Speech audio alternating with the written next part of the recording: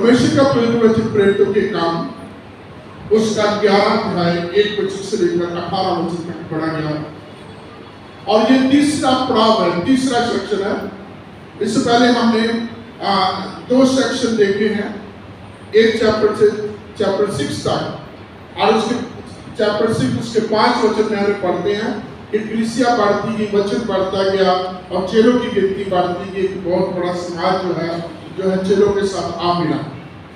और उसके बाद जो अगला हिस्सा आप देखते हैं कि उसमें सताव आता है और पौलुस जैसा आदमी जो है वो कलीसिया को सताने के लिए, बर्बाद करने के लिए उठता, लेकिन प्रभु उसको पकड़ के उसको बदल के रख देते हैं। और 9 अध्याय की 31 वचन में हम दूसरा चैप्टर की रिपोर्ट पढ़ते हैं कि इस प्रकार से प्रभु का वचन पढ़ता रहा, कलीसिया को बहुत बड़ी शांति मिली। आज तीसरा सेक्शन है और इसका मैं चाहूंगा, इससे पहले कि हम आगे बढ़े, आप चैप्टर 12 और उसका 24 वचन पढ़े। प्रेरितों के काम 12वां अध्याय 24 वचन। परंतु परमेश्वर का वचन बढ़ता और ऐसा गया। अभी देखिए, मैंने जैसे पहले बताया था कि ये जो प्रेरितों के काम की पुस्तक है, इसके जो 6 सेक्शन है, इनको 6 हिस्सों में बांटा गया है और हर हिस्से के आखिर में एक रिपोर्ट पढ़ने को मिलती है। पहले लंबी थी, आज एक स्टेटमेंट, एक लाइन की स्टेटमेंट है। क्या था? प्रेरित दोबारा पढ़े। परंतु परमेश्वर का वचन बढ़ता और फैलता गया। परमेश्वर का वचन बढ़ता और फैलता गया। और उसके बीच में एक कंजक्शन है, उसको देखिए क्या है? परंतु परमेश्वर का वचन बढ़ता और फैलता गया। ये परंतु के बीच में पिछली पूरी की पूरी जो है घटना है, जो पिछले 2-3 अध्याय में हम पढ़ते हैं। और आज का जो चैप्टर पढ़ा गया, आज का जो हिस्सा पढ़ा गया है, आप 11 चैप्टर में आए और इसका 1 वचन से 2 वचन पढ़ेंगे तो यहाँ पतरस के साथ एक वाद विवाद हो रहा है। पहला वचन पढ़े जब लोगों ने देखा, यहूदियों ने देखा, चेलों ने सुना कि अन्य जाति लोग जो है प्रभु का वचन स्वीकार कर रहे हैं, प्रभु के वचन को मान रहे हैं, तो वो खुश हुए, वो एक जाते हैं। और दूसरे वचन पढ़िए, 11 अध्याय का दूसरा वचन। अतः जब पतरस यरूशलेम में आया तो खतना किए हुए लोग उससे वाद विवाद करने लगे। क्या कर रहे हैं? खतना किए लोग, अर्थात यहूदी लोग जो मसीह की कलीसिया में आ मिले हैं, जो अगुवे हैं, वो आप पतरस के साथ वाद विवाद कर रहे हैं, बहस कर रहे हैं, प्रश्न कर रहे हैं पतरस को। और वो क्या है?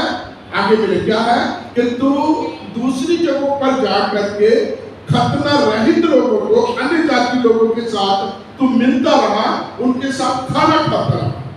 और ये किसी के साथ खाना खाने का मतलब है टोटली उसके साथ इन्वॉल्व हो जाना, संगति रखना, पूरी तरीके से उसके रीति रिवाज को एक्सेप्ट करना और सहमत हो जाना।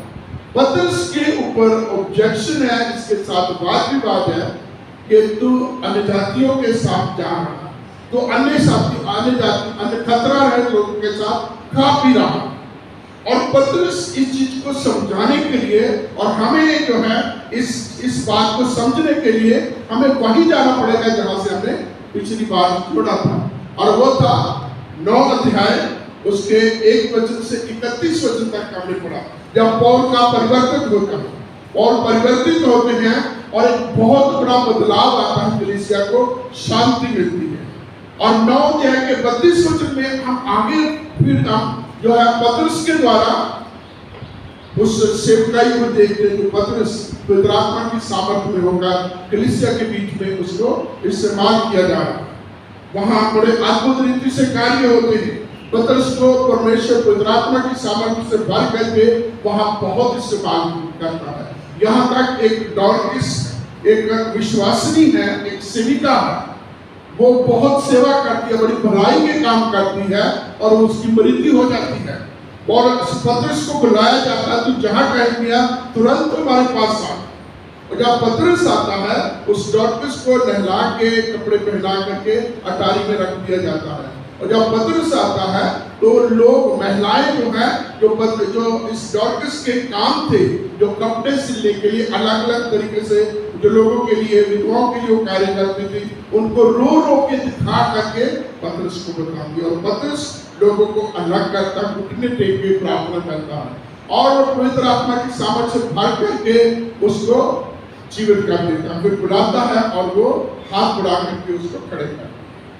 इसके बाद देखते हैं कि पतरस फिर अलग अलग इलाके में प्रभु का वचन जो है सुना रहा। प्रभु का वचन सुनाते सुनाते इस समय आप वो याफा में आ गए हैं। याफा में एक शमौन व्यक्ति के घर में जो चमड़े का काम करने वाला है उसके घर में रुका है। इससे पीछे हम जाएंगे तो दूसरे अध्याय में जब पेंतिकोस्त का दिन आता है तो कलीसिया की बढ़ोतरी होती है।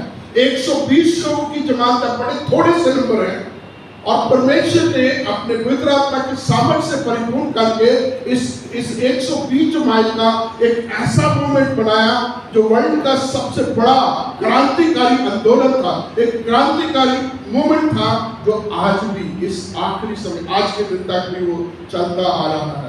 और परमेश्वर का वचन पूरे भूमंडल में, पूरी पृथ्वी पर, सारे संसार में उन 120 के द्वारा फैलाया जा रहा है। बहुत बड़ा चैलेंज है मेरे और आपके लिए आज की 21वीं सदी की कलीसिया के लिए।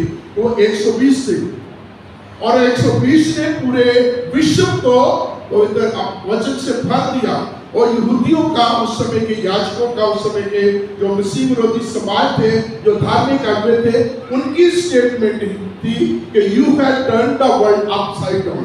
और ये कहते हैं कि तुमने अपनी डॉक्ट्रिन से पूरे इस इलाके को, पूरे यरूशलेम को भर दिया। वो कमिटेड थे, आज्ञाकारी थे और वो परमेश्वर के काम में लगे रहते थे। किसी प्रकार का भय नहीं था। परमेश्वर की मर्जी को छोड़ करके किसी मनुष्य की वो सेवा के लिए, काम के लिए, आज्ञा मानने के लिए वो तैयार नहीं थे। जोखिम उठाए प्रभु यीशु मसीह के लिए हर प्रकार की उन्होंने यातना से। अब कलीसिया की स्थापना हुई। पहली कलीसिया की मेंबरशिप कितनी थी पे बताएगा। पतरस का पहला संदेश, दूसरा अध्याय प्रेरितों का काम।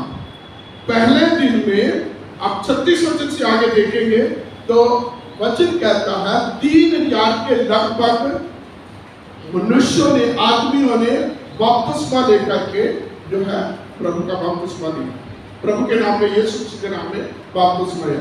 पहली कलीसिया की स्थापना होती है। 120 के बीच में ऐड किया जाता है 3000। कितने हो गए बोलो? 3120 लोगों की पहली मंडली। और इसके बाद अगली बार जब पतरस जब सरमन देते हैं तो 5000 आते हैं। कितने हो गए? 8120। इस प्रकार हर बार परमेश्वर का वचन कहता। दूसरे अध्याय में उसके आखिरी वचन में जब आएंगे तो परमेश्वर का वचन कहता है विश्वास करने वाले लोग रोज आते थे और जितने बपतिस्मा लेकर के कलीसिया में आते थे प्रतिदिन उनके बीच में को बैठे। Daily growing church, it was a daily growing, रोज पढ़ने वाली कलीसिया बन गई। और चलते चलते ये एक कंफर्ट जोन में आ गई है। यरूशलेम में 8000 से ऊपर, उसके बाद के बड़े खुशी के साथ कंफर्ट, आराम से कलीसिया में शांति है और यहाँ आराधना है।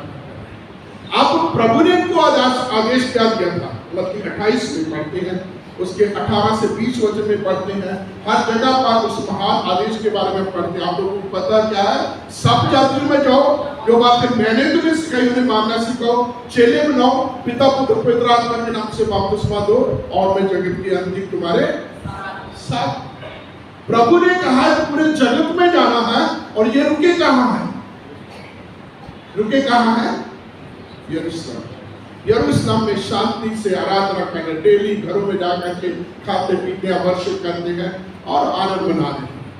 लेकिन पिछले संडे का अगर आपको वर्शिप का पता है तो मैंने पौलुस के लाभ से ये बताया था, God proposes man proposes, God disposes. परमेश्वर, मनुष्य बहुत सारे प्लानिंग करता है और परमेश्वर की मर्जी के बिना कुछ भी नहीं। वही होता है जो प्रभु चाहता है और यहाँ भी वही हो रहा। बड़े आराम से 8 अध्याय चैप्टर पढ़ते हैं, पहले 8 अध्याय में तो बड़े आराम से ये हो रहे हैं। सॉरी, पिछली बारी मैं गलत बता गया था। वहाँ याकूब का जो है कत्ल नहीं होता बल्कि स्टीफन का कत्ल होता है। मैं गलती से याकूब बता गया था। तो पहला मर्डर जो होता है, पहला जो शहीद होता है मसीह के नाम में, वो कौन है? Saint Stephen. और उसके बाद 8वें चैप्टर में पढ़ते हैं, एकाएक अचानक कलीसिया के ऊपर सिताब आ गया और चेलों को चेल करके जितने भी बाकी लोग थे इधर उधर तितर बितर हो गए। और कोई यहूदिया में गया, कोई दूसरी जगह पर गया, और उनकी खूबसूरती क्या थी, जहां कभी गए वो प्रभु यीशु मसीह की बात करते थे। और वहां अफ्रीका का, वहां जो गद्दाफी की रानी का खजानची परिवर्तित होता है, हृदय परिवर्तित होता है, उसको जो है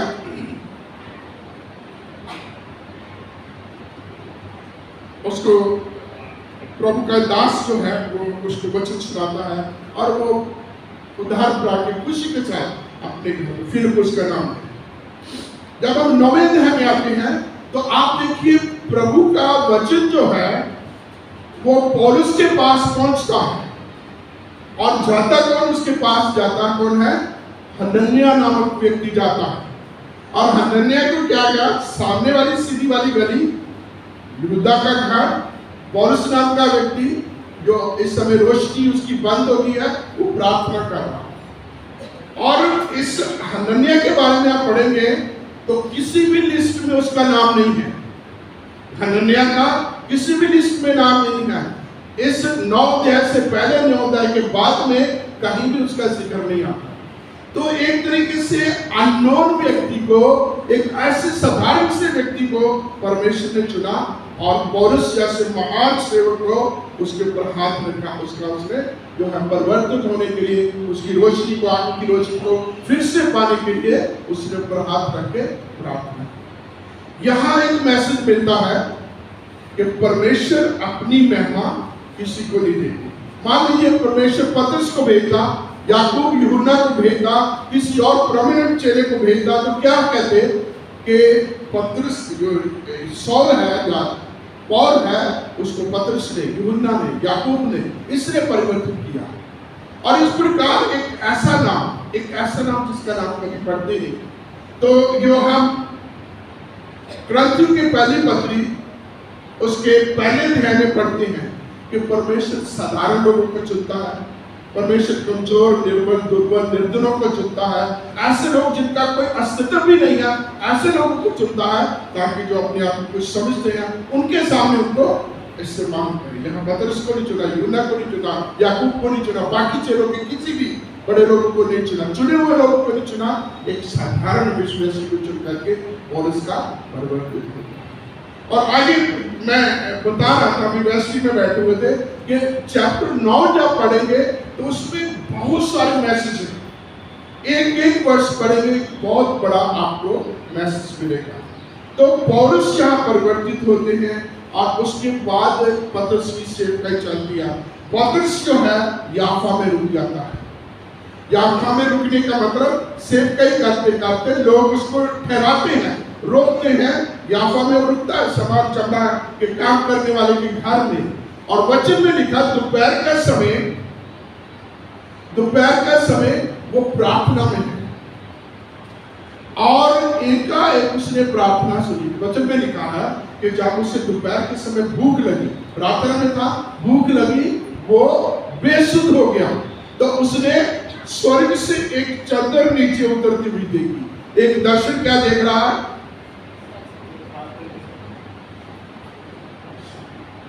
वो दर्शन क्या देख रहा है? अब देखिए एक तस्वीर आपको दिखाई जा रही है। उस दर्शन में एक स्वर्ग से चादर उतर रही है, एक शीट उतर रही है, उसमें जानवर है, 4 पाए जानवर हैं, पैर जिनके फटे हुए वो जानवर हैं, उसमें पक्षी हैं, उसमें वाइल्ड एनिमल है, उसमें हर प्रकार के हैं। और पतरस को क्या कहा? तुरंत खाते पतरस को क्या कहा गया है? पतरस उठ, मार और खा। क्या कहा गया है? पतरस उठ, मार और खा। और पतरस का रिस्पॉन्स क्या है? उसी प्रार्थना में बेसुरी में क्या कहता? नहीं प्रभु, कोई अशुद्ध वस्तु मेरे मुंह में कभी नहीं जा सकती। और वचन कहता है, ये 3 बार चीज रिपीट होती है, उठ, मार और खा। और फिर वचन क्या मिलता है? जिसको परमेश्वर ने शुद्ध रह रहा है, उसे मनुष्य जो है, उसे मनुष्य क्या है? अशुद्ध नहीं कर सकता। और इस समय पतरस की जो सोच है, पतरस का जो दर्शन है, वो ये है कि खाने पीने की चीजों की जो हमारे मुंह से हमारे पेट में जाता है, पेट से हमारे जो हमारा प्रोसेस है उसे बाहर चला जाता, वेस्ट एलिमेंट से तो बाहर। इतना ही वो सोच रहा है पतरस का, खाने पीने पेट को भरने की चीजों का, या ये कहा जाए व्यवस्था, लेवी व्यवस्था, मूसा की व्यवस्था, उसी को लेकर क्या खाना क्या नहीं खाना, इन्हीं चीजों के ऊपर उसकी सोच है। लेकिन अभी वो परमेश्वर का वो मकसद, वो उद्देश्य जो प्रभु उनके देना चाहता है, वो अभी बाकी है। और यहाँ इस समय वो है, उसी बीच में वो जो सीट है, जो चादर है, वो स्वर्ग में फिर वापस उठा ली जाती है और एक स्वर्गदूत उससे बात करता है। तुझे मिलने के लिए कोर्नेलियस के घर से कुछ लोग आए और तू जा उनके साथ चला।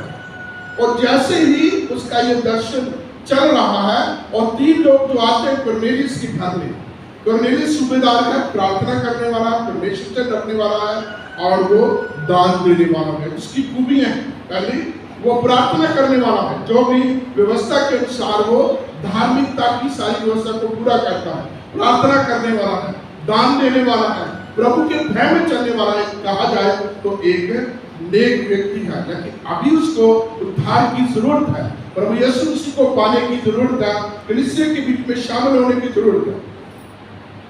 और पतरस को कहा जाता है उसके साथ चला, और इतने में वो लोग आ जाते हैं और पूछते हैं कि क्या पतरस जो पतरस कहलाता है, क्या इसी घर में है?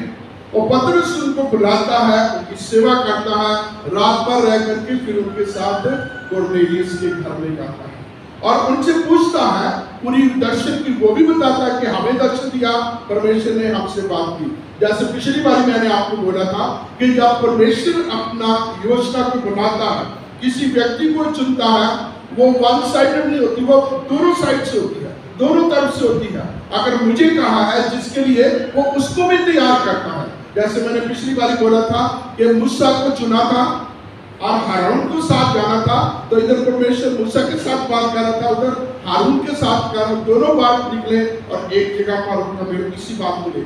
यहाँ भी हम देखते हैं कि पतरस ने हनन्याह को तैयार किया, वही दर्शन, वही बात उससे कही और वही बातें जो है उसने सौल को बोली और उसका उद्धार हुआ, उसने प्रभु को ग्रहण किया। यहाँ याफा में है, कोर्नेलियस सूबेदार के घर से लोग आते हैं और उससे बुलाने के लिए आते हैं। जो चीजें, जो बातें पतरस को कही गई, वो बातें कोर्नेलियस को कही गई। जब वो कोर्नेलियस के घर में जाता है तो आपस में बात करते हैं, तो उनकी बात एक दूसरे के मिलाप होती है कि ये बातें परमेश्वर कही।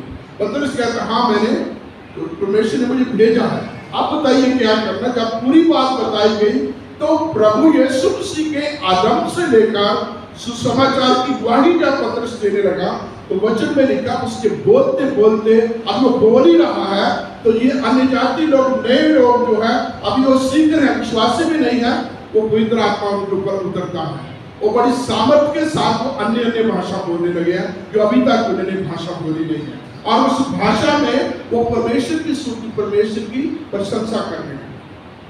पतरस देख करके बड़ा आश्चर्यचकित होता है। वो ये देखता है कि जो पवित्र आत्मा है, पेंतीकोस्त के दिन पवित्र आत्मा हम पर उतरा है, वही पवित्र आत्मा उसी तरीके से, उसी पावर में उनके ऊपर भी उतरा है।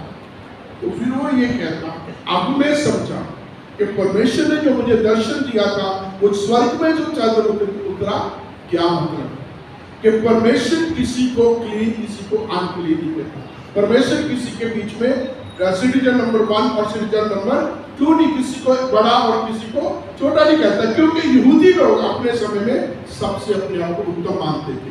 अन्य जातियों को, दूसरे लोगों को वो अपने आप से छोटा समझते थे, उनको इंफीरियर समझते थे, वो सुपीरियर बने हुए थे।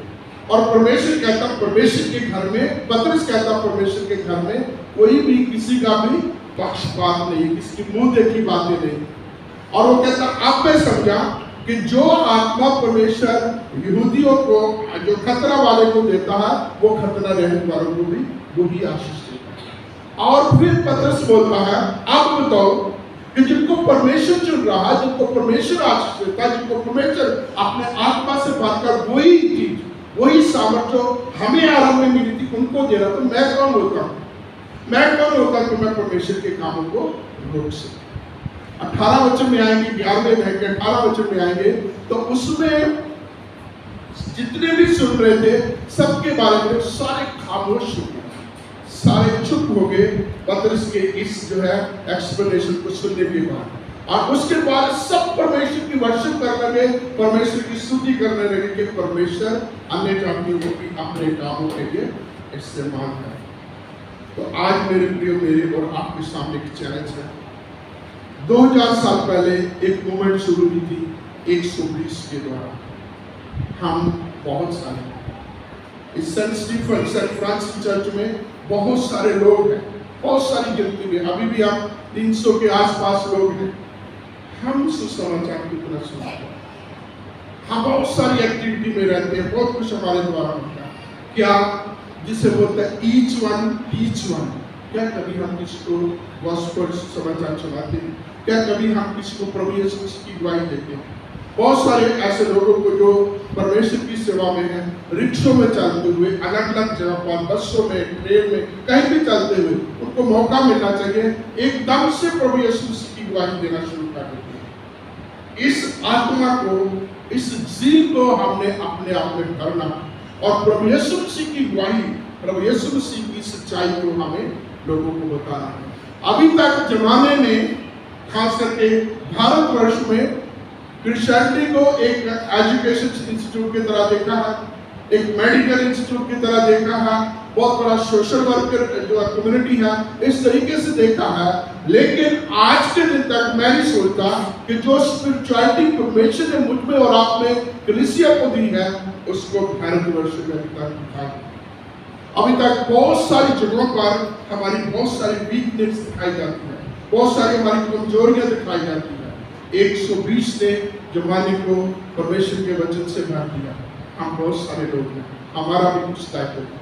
आइए मिशन के इस चैलेंज को अपने आप में लें। तो हम भी जहाँ कभी जाते हैं, जैसे पहली कलीसिया के लोग तितर बितर होने लगे, सताव में उनको सताव आया, उनके ऊपर उनका जो है उनके ऊपर आक्रमण होने लगे। लेकिन क्या करते थे? जहाँ भी जाते थे प्रभु यीशु मसीह की गवाही दी। हम भी अपने आप को महान शक्तिमान हमारे दयावान परमेश्वर, पवित्र आत्मा के कार्य के लिए जो आपने पहली सदी के विश्वासियों के खतना रहित और खतना मारों के बीच में किया, और वो 120 की जमात के द्वारा तूने पूरे विश्व में प्रभु तेरे वचन से लोगों को भरा। आज हम उसके गवाह हैं।